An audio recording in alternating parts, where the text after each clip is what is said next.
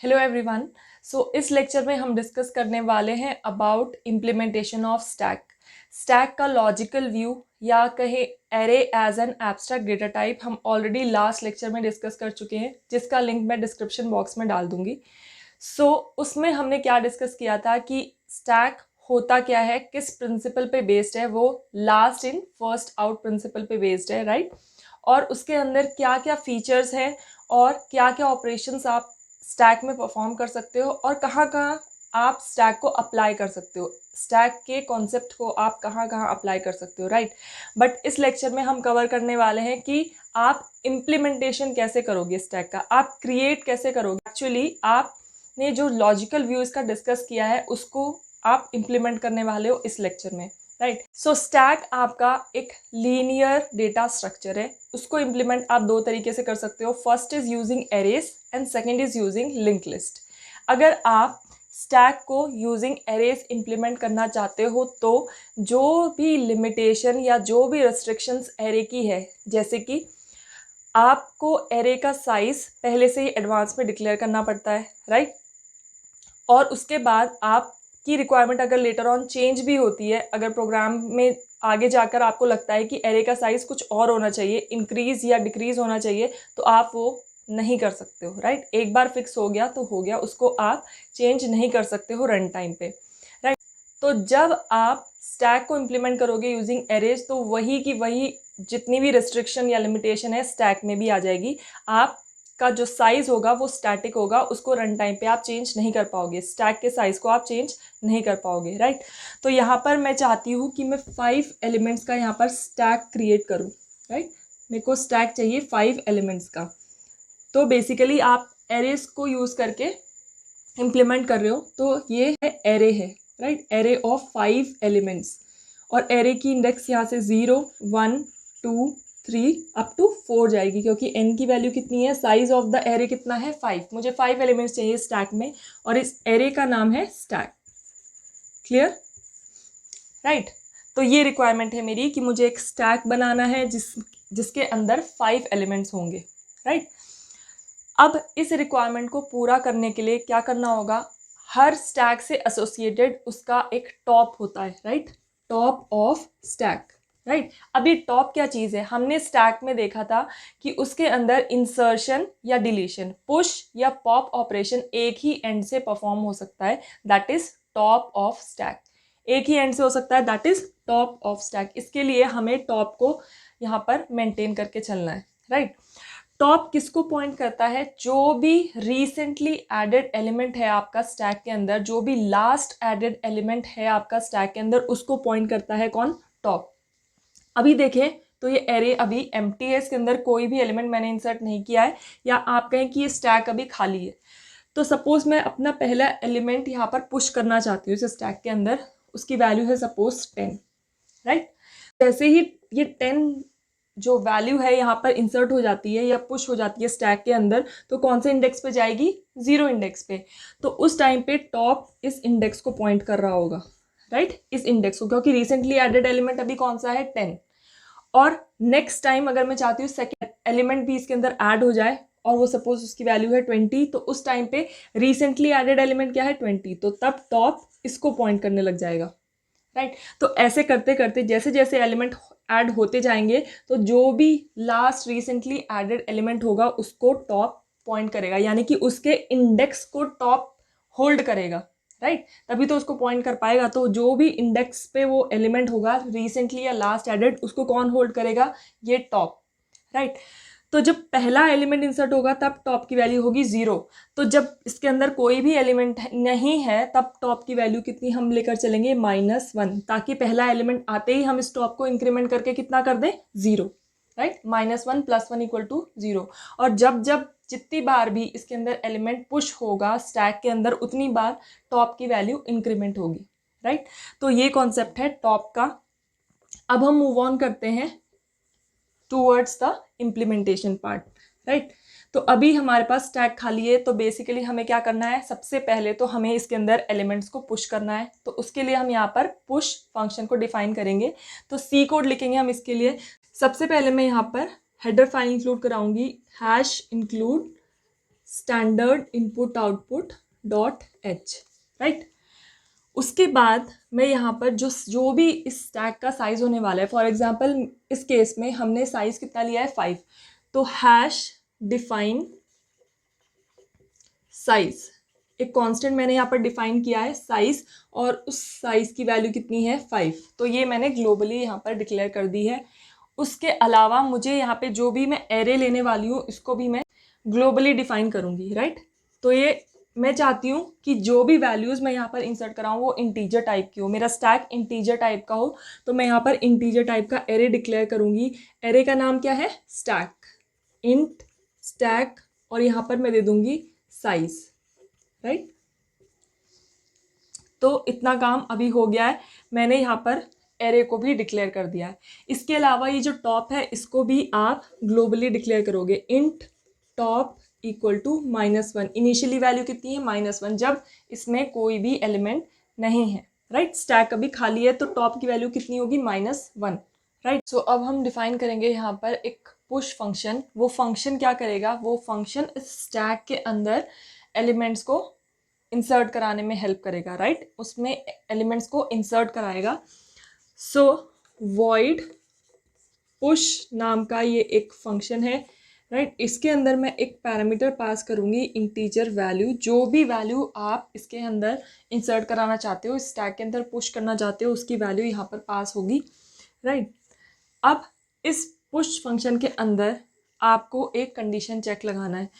आप सपोज कीजिए आपके पास सपोज एक ग्लास है, राइट, जो फुल भरा हुआ है, राइट, फुल भरा हुआ है वो ग्लास, और उसके अंदर फिर भी आप पानी डाल रहे हो, तो क्या होगा, पानी बहने लग जाएगा, राइट, वेस्ट हो जाएगा वो पानी, जिसका कोई मतलब नहीं है। ऑलरेडी फुल ग्लास में आप और पानी क्यों भरोगे।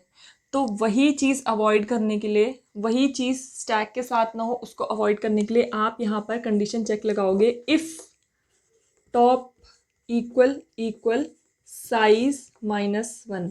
अब इसका क्या मतलब हुआ, इसका मतलब ये हुआ, आप यहाँ देखिए टॉप की वैल्यू कहाँ से कहाँ तक जा सकती है। टॉप की इनिशियल वैल्यू तो हमने इनिशलाइज कर रखी है -1, बट जब इसके अंदर एलिमेंट आने लग जाएंगे तब इसकी वैल्यू कहाँ से जाएगी, 0 से लेकर 4 तक। 4 इसकी मैक्सिमम वैल्यू होगी टॉप की इस केस में, जब n इक्वल टू 5 है, n-1 तक टॉप की वैल्यू जा सकती है, राइट। तो अगर ऑलरेडी टॉप यहाँ तक पहुँच चुका है, इस वैल्यू तक पहुँच चुका है, यानी कि स्टैक भरते भरते पूरा फुल हो चुका है, राइट। अगर टॉप की वैल्यू 4 है, उसके कहने का मतलब क्या हुआ कि वो किस इंडेक्स को पॉइंट कर रहा है, लास्ट एडेड एलिमेंट पर, यानी कि यहाँ तक की इंडेक्स तो भर चुकी है। तो अब आप इसके अंदर क्या ही एलिमेंट इंसर्ट करा पाओगे, क्योंकि स्टैक तो फुल हो चुकी है। तो यही है स्टैक फुल की कंडीशन, जब टॉप की वैल्यू कितनी हो जाएगी, साइज -1, साइज की वैल्यू कितनी है 5, तो साइज -1 यानी कि 4, तो जब टॉप 4 के इक्वल पहुँच जाएगा तब आप उसके अंदर एलिमेंट इंसर्ट नहीं करा पाओगे। तो उस केस में हमने यहाँ पर एक अलर्ट मैसेज डालना है, आप लिखोगे printf stack overflow, right, stack overflow, stack is already full, आप लिख सकते हो stack is already full, right. तो यूज़र को समझ आ जाएगा या प्रोग्रामर को समझ आ जाएगा कि ये इसके अंदर एलिमेंट क्यों नहीं इंसर्ट करा पा रहा है, क्योंकि स्टैक इज ऑलरेडी फुल। अब जाते हैं एल्स पार्ट में।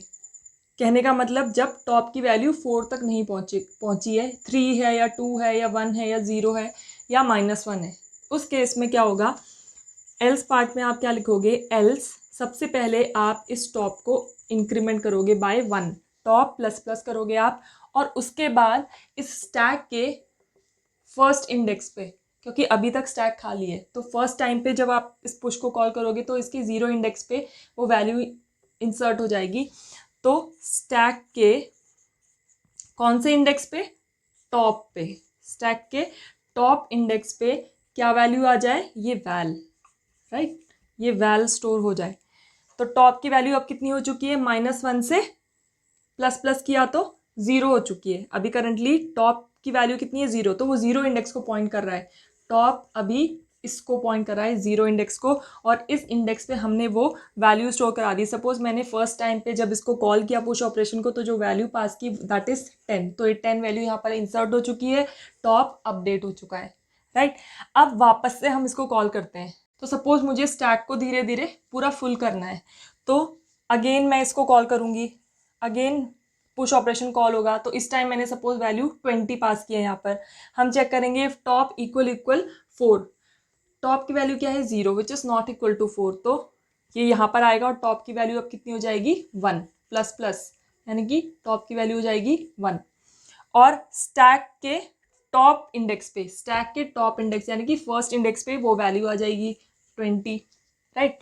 और इसी तरह से जितनी बार भी आप इस पुश ऑपरेशन को कॉल करोगे उतनी बार उस इंडेक्स पे वैल्यू इंसर्ट हो जाएगी और उस इंडेक्स को कौन पॉइंट करेगा, टॉप, राइट। तो टॉप की वैल्यू इंक्रीमेंट होती रहेगी और लास्ट में 30, 40 और 50 सपोज ये स्टैक पूरा यहाँ तक फोर्थ इंडेक्स तक पूरा भर चुका है, तो उस टाइम पे टॉप की वैल्यू कितनी होगी 4, वो अपनी मैक्सिमम लिमिट तक पहुंच चुका है। और उस केस में अगर आप पुश को कॉल करोगे तो टॉप की वैल्यू है 4 और साइज -1 भी है 4, तो 4 = 4, प्रिंटफ स्टैक ओवरफ्लो। उस केस में ये अलर्ट मैसेज आपको मिलेगा, उससे आपको समझ आ जाएगा कि ऑलरेडी अपनी मैक्सिमम कैपेसिटी पे स्टैक पहुंच चुका है और फर्दर इंसर्शन या पुश ऑपरेशन परफॉर्म नहीं हो सकता, राइट। अब बात करते हैं इसकी टाइम कॉम्प्लेक्सिटी की। अगर आप इस कोड को देखें तो ना ही यहाँ पर कोई लूप है, ना ही इसमें कोई रिकर्शन है किसी भी तरह का, तो इसलिए ये काम जो हो रहा है, जो ये पुश ऑपरेशन हो रहा है, ये कांस्टेंट टाइम पे हो रहा है, इसलिए इसकी टाइम कॉम्प्लेक्सिटी क्या होगी, बिग O ऑफ 1,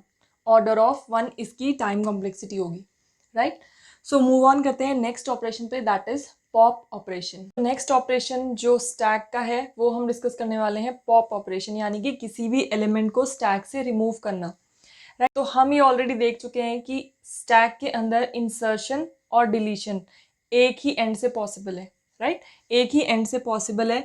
तो यहाँ पर आप पॉप के साथ क्या नहीं स्पेसिफाई कर रहे हो, कोई पैरामीटर यहाँ पर पास नहीं करोगे, क्योंकि आपको पता है कौन सा एलिमेंट जाने वाला है। कौन सा एलिमेंट जाने वाला है, वो एलिमेंट जाने वाला है जिसकी इंडेक्स को अभी टॉप पॉइंट कर रहा है, राइट। अगर मैं इस स्टैक पे जो पूरा फुल हो चुका है ये स्टैक, और अभी इसका टॉप किसको पॉइंट कर रहा है, 4 को, फोर्थ इंडेक्स को, तो इसका मतलब ये जो 50 एलिमेंट है ये जाएगा सबसे पहले। बट उससे पहले अगेन यहाँ पर भी एक कंडीशन चेक हम लगाएंगे। सपोज आपका जो कंटेनर है, सपोज वो ग्लास है या बकेट है, एम्प्टी है अभी, राइट, उसमें पानी नहीं है। और अगर मैं आपको बोलूँ कि इस ग्लास को या इस बकेट को खाली कर दो, तो जो ऑलरेडी वेसल या जो भी बर्तन है वो अभी ऑलरेडी खाली है, तो उसको आप फर्दर क्या खाली करोगे, राइट, आप नहीं कर सकते। तो वही चेक आपको यहाँ लगाना है। अगर टॉप की वैल्यू, स्टैक कब खाली होगा, स्टैक खाली होने की कंडीशन है टॉप की वैल्यू -1 होनी चाहिए। तो अगर टॉप की वैल्यू -1 है, कहने का मतलब अभी ग्लास खाली है, तो उसको आप और खाली नहीं कर सकते। और अगर आप अटेम्प्ट करोगे तो उसको हम क्या बोलेंगे, स्टैक अंडर फ्लो। अगर आप फिर भी कोशिश करोगे पॉप करने की तो हम क्या बोलेंगे उसे, stack under flow, stack is empty, stack is empty. आप ये एक अलर्ट मैसेज दे दो जिससे हमें पता चल जाएगा कि ये स्टैक एम्प्टी है, इसके अंदर कोई भी एलिमेंट नहीं है, तो हम पॉप ऑपरेशन परफॉर्म नहीं कर सकते, राइट। तो एल्स पार्ट में अगर टॉप की वैल्यू -1 नहीं है, यानी कि उसके अंदर एक या एक से ज़्यादा एलिमेंट प्रेजेंट है, तब आप पॉप ऑपरेशन को परफॉर्म कर सकते हो। तो एल्स पार्ट में आप जाओगे, एल्स पार्ट में आपको सिंपली एक काम करना है, आपको करना है टॉप माइनस, टॉप को आप एक पोजीशन नीचे ले आओ। टॉप किसको पॉइंट करने लग जाएगा, उसकी एक लेस इंडेक्स, फोर्थ को पॉइंट कर रहा था, तो अब आपने टॉप कर दिया -1, माइनस मीन्स -1, तो अब टॉप थर्ड इंडेक्स को पॉइंट करने लग जाएगा, राइट। तो आपने यहाँ पर क्या किया, टॉप को आपने एक डिक्रीमेंट कर दिया। ये जो वैल्यू है 50, इसको आप मैनुअली जाकर वहाँ मेमोरी से इरेज नहीं कर सकते, राइट। ये जो 50 है, लेटर ऑन जब आपको पुश ऑपरेशन परफॉर्म करना होगा तो अगेन आप टॉप को इंक्रीमेंट कर दोगे और इसकी वैल्यू के बदले आप कोई भी वैल्यू यहाँ पर डाल दोगे जिससे ये वैल्यू ओवरराइट हो जाएगी, राइट। तो यहाँ पर आपको इसलिए एक ही एक्शन परफॉर्म करना है जो कि क्या है, टॉप माइनस, उससे टॉप उसकी प्रीवियस इंडेक्स को पॉइंट करने लग जाएगा। अगर वो अभी 4 को पॉइंट कर रहा था तो प्रीवियस इंडेक्स मीन्स थर्ड को पॉइंट करने लग जाएगा, राइट। तो थर्ड को पॉइंट करने लग जाएगा, तो यही आपको एक्शन परफॉर्म करना है in case of pop, right. Again अगर मैं इस ऑपरेशन की टाइम कॉम्प्लेक्सिटी की बात करूँ तो इसकी टाइम कॉम्प्लेक्सिटी कितनी होने वाली है, अगेन बिग ऑफ 1, क्योंकि यहाँ पर कोई लूप नहीं है, कोई रिकर्शन नहीं है, इसलिए ये कांस्टेंट टाइम पे ऑपरेशन परफॉर्म हो जाएगा आपका, doesn't depend on the size of the stack, तो इसलिए इसकी टाइम कॉम्प्लेक्सिटी क्या होगी, order of 1, that is big O of 1। हम यहाँ पर जो नेक्स्ट फंक्शन डिस्कस करने वाले हैं दैट इज डिस्प्ले, राइट। अब आपने स्टैक को क्रिएट कर लिया है, राइट। इसमें हमने पुश ऑपरेशन और पॉप ऑपरेशन दोनों देख लिए हैं, लेकिन जो भी परफॉर्म हो रहा है, जो भी आपने पुश ऑपरेशन या पॉप ऑपरेशन परफॉर्म किया, तो उसके लिए आपको आउटपुट भी तो देखना पड़ेगा कि आपकी स्टैक में क्या क्या चेंजेस आ रहे हैं। तो उसके लिए हमने यहाँ पर डिस्प्ले फंक्शन को डिफाइन करना है। तो इसके लिए सबसे पहले आपको चेक करना होगा कि क्या इसके अंदर एलिमेंट्स हैं भी या नहीं। तो अगर इसके अंदर एलिमेंट्स नहीं है तो आप यहाँ पर एक कंडीशन लिखोगे, इफ़ टॉप इक्वल -1। अगर टॉप की वैल्यू -1 है तो सिंपली प्रिंट कर दो कि स्टैक इज एम्प्टी, स्टैक खाली है, तो उसके अंदर एलिमेंट्स नहीं है तो डिस्प्ले नहीं हो सकते, राइट। तो स्टैक इज एम्प्टी। और एल्स अगर उसके अंदर एलिमेंट हैं, चाहे एक हो चाहे दो हो, जितने भी हों, तो उस केस में आप एल्स में क्या करोगे, सबसे पहले आप यहाँ पर फॉर लूप लगाओगे। तो उसके लिए यहाँ पर आप एक वेरिएबल आई डिक्लेयर करोगे, यहाँ पे इंटीजर टाइप का। So for i equal to top, मैं चाहती हूँ जो मैं एलिमेंट डिस्प्ले करा रही हूँ वो टॉप से स्टार्ट हो डिस्प्ले करना, राइट। अगर ये फुल है अभी स्टैक, राइट, टॉप अभी इस 4th इंडेक्स को पॉइंट करा है, तो मैं चाहती हूँ इस ऑर्डर में एलिमेंट्स प्रिंट हो कि 50, 40, 30, 20, 10, टॉप से स्टार्ट हो प्रिंट होना नीचे की तरफ। तो I equal to top, I is greater than equal to 0, कहाँ तक इंडेक्स आने वाली है, 0 तक, और स्टार्ट कहाँ से हो रही है, टॉप से 0 तक, and I minus minus, right. और यहाँ पर मैं प्रिंटफ स्टेटमेंट लिखूंगी, प्रिंटफ %d, क्या प्रिंट कराना है मुझे, स्टैक के एलिमेंट्स को प्रिंट कराना है। तो स्टैक क्या है हमारा, एरे, तो स्टैक जो एरे है उसका कौन सा इंडेक्स प्रिंट कराना है मुझे, ये ith इंडेक्स, राइट। और ये हो जाता है क्लोज, राइट। तो फर्स्ट टाइम आई की वैल्यू कितनी है, 4 is greater than equal to 0, condition true, then आपका ये वाला एलिमेंट प्रिंट हो जाएगा, दैट इज 50, क्योंकि आई की वैल्यू कितनी है, टॉप 4। तो स्टैक कौन सी इंडेक्स का, 4th इंडेक्स का, 50 प्रिंट हो गया आपका यहाँ पर। देन आई माइनस माइनस, आई की वैल्यू अब कितनी हो गई है, 3, तो again 3 is greater than equal to 0, condition true, तो स्टैक का ये वाला इंडेक्स भी का एलिमेंट भी प्रिंट हो जाएगा, दैट इज 40। उसके बाद अगेन आई माइनस माइनस, यानी कि अब आई की वैल्यू कितनी हो जाएगी, 2, राइट। आई की वैल्यू कितनी है, 2 is greater than equal to 0, again condition is true, तो स्टैक का सेकंड इंडेक्स का एलिमेंट प्रिंट हो जाएगा, that is 30। And again I minus minus, आई की वैल्यू अब कितनी हो जाएगी, 1, राइट। आई की वैल्यू हो जाएगी 1 is greater than equal to 0, condition true, तो स्टैक का फर्स्ट इंडेक्स का एलिमेंट प्रिंट हो जाएगा, that is 20। Then again I minus minus, अब आई की वैल्यू हो चुकी है 0, और ये कंडीशन चेक होगी, 0 is greater than equal to 0, condition is again true, तो स्टैक का 0 इंडेक्स का एलिमेंट प्रिंट हो जाएगा, दैट इज 10। और अब आप इस स्टैक के सारे एलिमेंट्स को प्रिंट करा चुके हो। इस फंक्शन का इंपॉर्टेंस क्या है, जितनी बार भी आप पुश या पॉप ऑपरेशन अपने स्टैक पे परफॉर्म करोगे तो आपको आउटपुट भी तो देखना है कि क्या क्या चेंजेस आ रहे हैं। तो उन आउटपुट को देखने के लिए, राइट, इस स्टैक को व्यू करने के लिए या डिस्प्ले कराने के लिए आपको इस फंक्शन को डिफाइन करना ज़रूरी है, right. Next operation of stack is peak operation. Peak operation क्या करता है, पीक ऑपरेशन आपको जो भी लास्ट रिसेंटली एडेड एलिमेंट है उसकी इंफॉर्मेशन आपको फेच करके देता है, यानी कि जिस भी एलिमेंट के इंडेक्स को टॉप पॉइंट कर रहा है वो एलिमेंट आपको फेच होके आएगा। यानी कि जब आप इस पीक ऑपरेशन को परफॉर्म करोगे तो क्या वैल्यू रिटर्न करके देगा आपको, ये 50, राइट।